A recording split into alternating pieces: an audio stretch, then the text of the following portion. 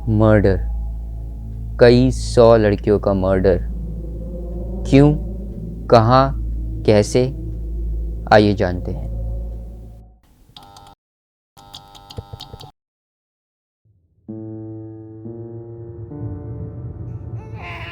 Hungary में पैदा हुई एलिज़ाबेथ बहुत ऊंचे खानदान की थी।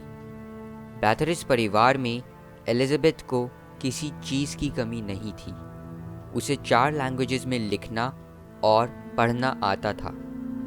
उसे बचपन से ही बहुत परेशानियां थीं, शायद इसलिए क्योंकि उसके पेरेंट्स फर्स्ट कज़न्स थे। एलिज़ाबेथ ने अपने बचपन से हिंसा के ऐसे दृश्य देखे थे जो आम बच्चों को बुरी तरह डरा दें, पर एलिज़ाबेथ उनमें से नहीं थी। उसे तो और मज़ा आता था। वो हंसती थी एक इंसान को बुरी से बुरी सज़ा सहते देख। 10 साल की उम्र में उसकी शादी 15 साल के काउंट फ्रांसिस नडाज़डी से करी गई। यहाँ आकर भी उसने यही सब देखा और उसके अंदर एक दरिंदगी सी भर गई। पहले वो सिर्फ अपने नौकरों को सज़ा के नाम पर टॉर्चर करती थी, पर 1604 में फ्रांसिस के मरने के बाद ही कुछ बहुत खतरनाक शुरू हुआ।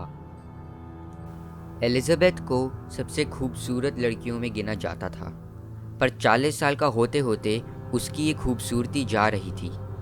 उसने एक बार अपनी सर्वेंट को इतना ज़ोर से मारा कि उसके मुंह से खून निकलने लगा। खून की बूंदें उसके हाथ पर गिरी और उसने देखा कि जहाँ जहाँ खून गिरा है वहाँ की स्किन और जवान लग रही है। तभी से उसे ये खौफनाक सोच मिली कि वो जवान लड़कियों के खून से नहाकर जवान लग सकती है। एलिज़ाबेथ ने शुरुआत में तो सिर्फ लड़कियों की नसों से खून लिया, पर बाद में उसे महसूस हुआ कि उसे और खून की ज़रूरत है। कहा जाता है कि एलिज़ाबेथ के कहे जाने पर एक स्पेशल डिवाइस बनाया गया था जो शरीर में 100 किलो को घुसा देता था और फिर जो खून निकलता था उसे सीधा एलिज़ाबेथ के बाथटब में पहुंचा दिया जाता था। जब भी एलिज़ाबेथ का मन होता था, नई लड़कियों को बुलाकर यही चीज़ दोहराई जाती थी।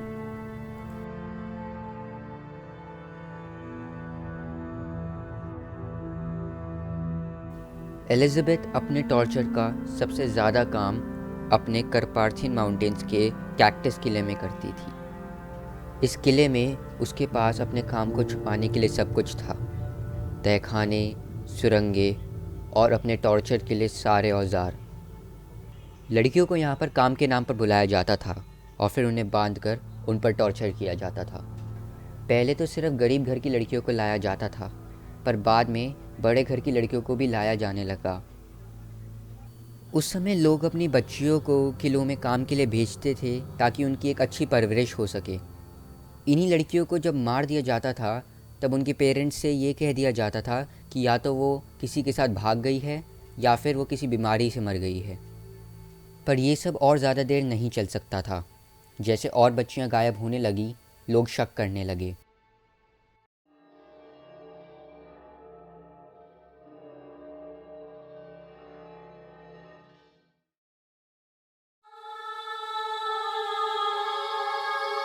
राजा मैथ्यू द सेकंड ने अपने प्रोसिक्यूटर थर्जो को इस काम पे लगाया। थर्जो ने अपने ऑफिसर्स को साथ में लिया और वो किले में घुसा। घुसते ही वो क्या देखता है? पूरा किला शरीर के अलग अलग हिस्सों से भरा हुआ था। उन्हें एक लड़की का शव भी मिला और एक लड़की बंधी हुई मिली। हर्जो ने एलिज़ाबेथ के असिस्टेंट्स को टॉर्चर करके उनसे ये बात निकलवाई कि वो कैसे अपने शिकार ढूंढते थे और उन्हें मारते थे। पर एलिज़ाबेथ को खुद कभी पूछताछ के लिए नहीं बुलाया गया, ना उसे मारा गया। शायद इसलिए क्योंकि वो इतने बड़े ख़ानदान की थी।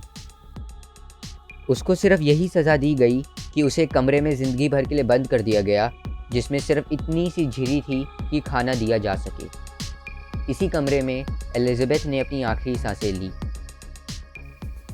कुछ लोगों का मानना है कि ये उसके खिलाफ एक षड्यंत्र था।